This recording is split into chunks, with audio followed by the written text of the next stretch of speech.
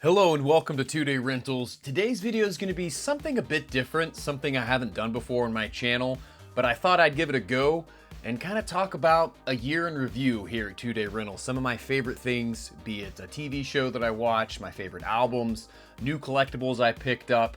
So I thought it'd be interesting to kind of recap the year and touch on some things that I haven't throughout the rest of the year, some things maybe I picked up that I didn't feature on my channel, and kind of wrap up 2024 in a nice pretty bow.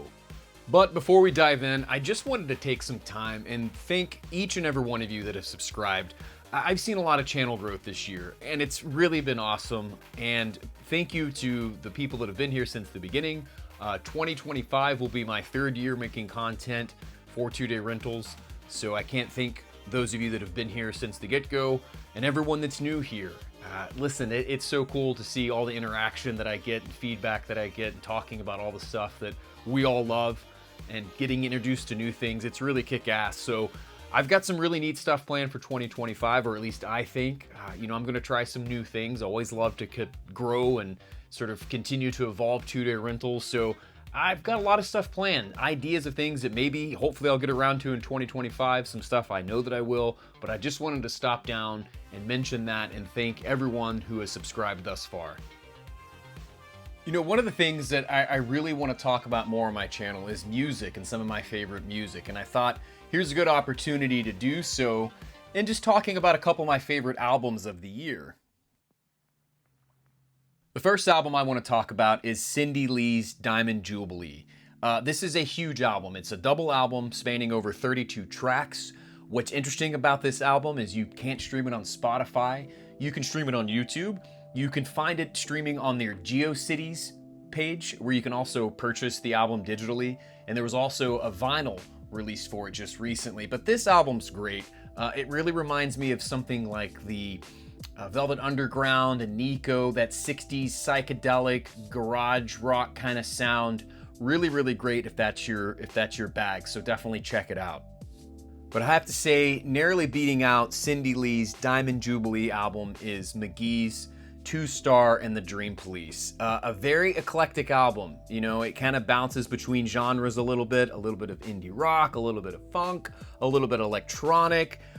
Great lyrics, great song structure.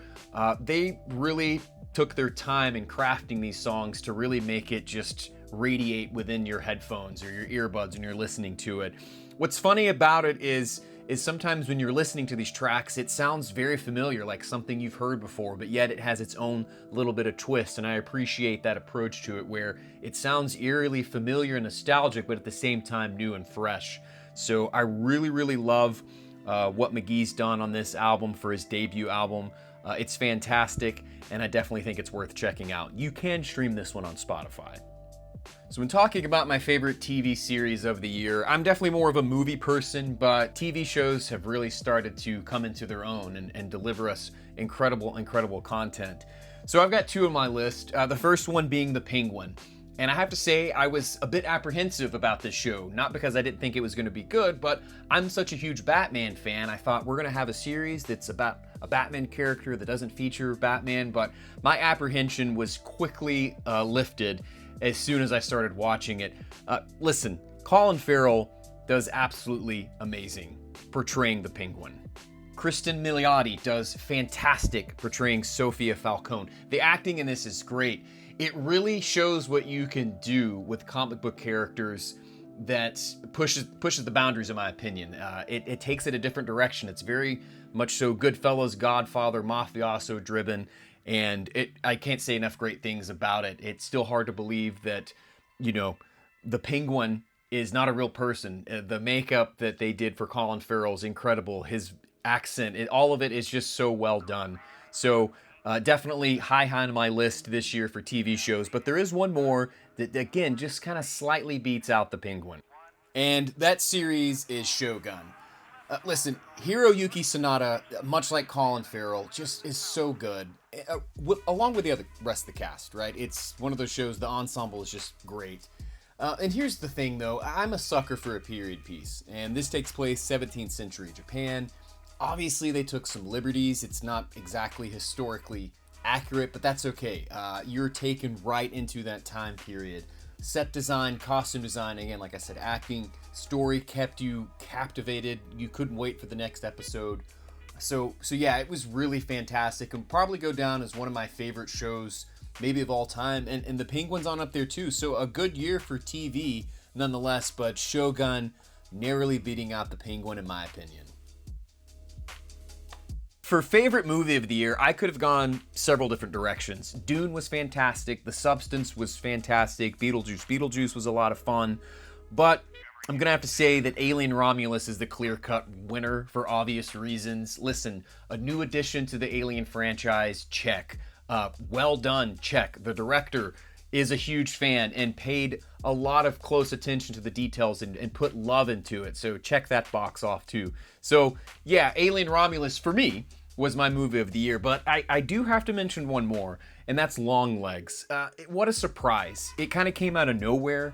I love the cat and mouse serial killer movie. It reminds me very much so of Seven or something like that. And what more can you say about Nicolas Cage? His performance is just top notch. Instant classic for me. Truly loved it. Picked up the Blu-ray as soon as I could get my hands on it, and I've been telling a lot of people to watch it. So yeah, Alien Romulus, the clear-cut winner. There's no doubt, but Longlegs is definitely a close second. I'm a huge fan of From Software and all the Souls games, and the Shadow of the Erdtree DLC for Elden Ring was highly anticipated for me, and it definitely delivered. It exceeded my expectations, but it's hard for me to put a DLC as my game of the year. Rise of the Ronin was another title for me that kind of came out of nowhere. I was immersed in it, and I started playing it around the time that we just finished Shogun, so it was perfect. If you're a fan of the Ninja Gaiden games from the Xbox and Xbox 360, it's a must check out. Just imagine that, but in an open world. But again, there is still one clear-cut winner, and that's Helldivers 2. A game that I've been obsessing over since it came out February of this year. I've played it consistently throughout the year. It's got everything I love. As a matter of fact, I'm jealous that this doesn't have the Aliens franchise tag attached to it, because I think that the way this game plays out and operates, if you threw xenomorphs and predators and all that stuff in there, you'd have one hell of an Aliens game. But it lends itself to be more like Starship Troopers, but you can tell it pulls influence from a lot of different sci-fi films. It's fantastic. It's an organic story that the game master keeps growing and expanding. As of recording this video, there's yet another expansion with new enemies, new vehicles. It's one of those games that I hope still gets support for at least a couple more years to come, because I'll keep coming back for more. So Helldivers 2, definitely my game of the year. So my favorite new action figure or toy that I picked up this year, it's a bit tricky. I felt like I didn't get a ton of brand new action figures. A lot of the stuff I collect is retro, but one that stands out to me, and one that I haven't talked about on my channel surprisingly, is this Frank Walsh figure from the Eagle Force line by Fresh Monkey Fiction. It's obviously a knockoff of Jack Burton, Kurt Russell's character in Big Trouble Little China, a movie that I think definitely should get a little bit more love as far as action figures are concerned. And this one definitely, to me, is just quirky enough. It's movie license, movie tie-in, kind of. I mean, it's doing it without having to get the rights to do it, but obviously the clear inspiration was, like I said, Jack Burton from Big Trouble Little China. A couple of other figures I wanted to mention here that are new releases this year that I picked up. One is the London After Midnight Professor Burke figure by NECA, and the other is the Frankenstein's Creature figure by Four Horsemen Studios. The London After Midnight Professor Burke figure came out way earlier this year, but I just recently got my hands on one. I had a hard time tracking one down. And the Frankenstein's Creature figure, I'm actually really excited about this one, to open it up and really get my hands on it. It really reminds me of De Niro's portrayal of the Frankenstein's monster, Frankenstein's Creature from the 90s Frankenstein movie. And so there was never any figures released for that film, not a lot of merch for it. So I do like that I have this different version of Frankenstein's monster to throw into the mix. And I've come to expect nothing but quality from Four Horsemen Studios. I'm kind of obsessed with their Figure Obscura line. Anytime they release a new one of those, I really my ears perk up because I've jumped on several and they've all been really fantastic. But I thought it was worth mentioning these two figures here because I was really excited to add them to my collection, and they're both newly released figures for 2024. If this is your first time checking out my video, I truly appreciate you stopping down and checking out my channel. I love to do all sorts of things here, so if you've liked what you've seen thus far, a like and subscribe will really go a long way, and I truly appreciate it. So this next portion of the video, we're going to shift gears a little bit and talk about things that I picked up that are some of my favorite that aren't necessarily new releases for 2024. So these are going to be really in the realm that I collect mostly in, which is retro or vintage stuff, however you want to tag it. And so we're going to go over a few of those things. And so let's first talk about my favorite retro toy that I picked up this year. And there's several, but there's one that I haven't talked about on my channel. I picked it up earlier in the year and I was going to do a video and time just got away from me. So I thought, why not mention it here? Because it was a really nice surprise finding these. And that's the Toxic Crusader figures from Playmates 1991, 1990, something like that. I had a couple of these as a kid and I still have my Toxie figure. And I know I've talked about that on my channel, but I was at an antique mall and they had almost all the rest of them loose. The only one they didn't have, and I still don't have, is Junkyard. So they didn't have that one available, but they had Radiation Ranger, Psycho, No Zone, Major Disaster, Headbanger, Dr. Killamoff, Bonehead. It was great to kind of get all these in one fell swoop. Now, again, they didn't come with any accessories, but I'm okay with that, right? I can find some along the way. I just really wanted the figures, and I was able to cut a deal with them if I bought all of them. They gave me an extremely fair price. And so these are just great. They're colorful, they're neon, they're bulky. I love that scale of Playmates figures like they did with Ninja Turtles and Dick Tracy. And so I'm really, really happy to knock out almost all of these off my list because I have been wanting to acquire these for some time. And these aren't easy to come by. Even the workers at the antique stores, like, man, you came in at the right time. They just put these out. And when we see these, they sell very quickly. So I gotta say that, you know, definitely for me, one of my favorite retro figure or toy collectible finds this year was the Toxic Crusader figures. And another one I thought I'd mention in this category are Tonka Steel Monsters. And this is obviously a play on the Mad Max series of films. These came out mid-80s, 86, 87, something along those lines. And I was able to find a couple of the vehicles and some of the figures this year throughout my toy hunting and going to thrift stores and flea markets and antique malls. And so I've had my eye on these for a while, and just so happened that 2024 was the year to scoop some of these up. So I wanted to show them some love just because, again, it falls right into the category of old stuff that I found newly this year to add to my collection, and it just kind of knocks another one off the list that I've been looking for a while. So the category of old movies that are new to us in 2024, it's a bit tricky because, like I said at the beginning of the video, I did not do a good job at all of kind of documenting, hey, this is an older movie that we're watching for the first time this year. But there are a couple of standouts if I'm pulling from my memory. The first one being High Tension. This was a recommendation from one of my wife's friends, and I have to tell you, it's a must-watch. The end will throw you for a complete loop. I didn't see it coming. Really, really good film. The next is actually a series of movies that we got into for the first time this year. Believe it or not, we had never seen any of the Prophecy movies. And we started from the beginning and watched our way through the entire series of films. And I gotta say, I really enjoyed all of them. Some of these films are better than others, but I have to say the entire series, I just like what they did. The idea of angels, the idea of what we think they are versus what they really could be. Really good, and thoroughly enjoyed all of those. I think the first one may be my favorite. But again, a little light in this category because I just didn't do a good job. I didn't know I was going to do this video.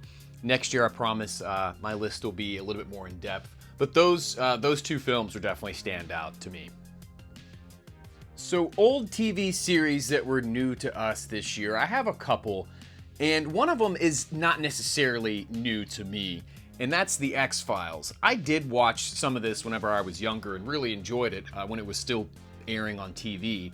But I didn't watch from the beginning. I haven't seen every episode. So the wife and I decided to start from the beginning, season 1, and work our way through. And we've just absolutely enjoyed watching this series. It's fantastic. And I do believe I've read somewhere, seen somewhere that they are rebooting the series. I don't know a lot of details about it. Maybe it's just speculation, so we'll see. And the other one is the first season of Ultraman. Now, I have seen some other Ultraman series throughout the years, but I decided to kind of go back and start at the beginning, and absolutely enjoyed it. Love kaiju. I love all those type things, so it was important for me to kind of start at the beginning and see what that was all about. It's a bit more cheesy than some of the later. They're all cheesy at the end of the day, but this one especially, given that was filmed in the 60s. But definitely recommend both of those. I'm sure many of you have already watched X-Files, or maybe you haven't, but it's worth checking out. And Ultraman, if that's your bag, if kaiju and big monsters fighting, if that's your thing, then it's worth checking out Ultraman if you're into Godzilla and things of that nature. I probably spend more time playing retro video games than I do new video games, or at least there's an equal balance between the two. And I don't shy away from trying to discover series of video games or video games that just missed me back in the day. And one of those is Parasite Eve. Started playing the PlayStation 1 version earlier this year, and just became a huge fan of the rest of that series. How or why it passed me by, I don't know, but it's a creative approach to the survival horror genre. I even went as far as to pick up the Parasite Eve game on the PSP, which is a departure from the first two. It's more third-person action-oriented, but in my opinion, still a lot of fun. So my new-old discovery, or old-new discovery for retro video games this year, definitely has to be Parasite Eve. I did want to talk about a couple of things that were just a big surprise for me this year. There are a couple that stand out to me. So one of my big surprises was going to this kaiju festival. And, you know, I'm a big fan of Godzilla and kaiju films, but I don't really collect a lot of the sofubi, the Japanese soft vinyl. And after going to this festival, I could definitely see where it's a dangerous hobby. These things are pricey. And so what really got me interested is some of the all-original designs that some of these artists were creating. And I got a chance to talk to this guy named Resin Blood. And one of his characters that he's come up with is called Mr. Unnatural.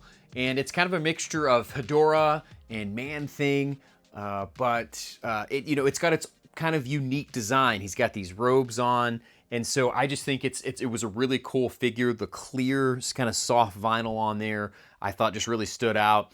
He also had this thing called Frankenstein Space Mutant. I'm a huge fan of Frankenstein, and I just love that pink. It just really popped. It reminds me of a toy from the 60s.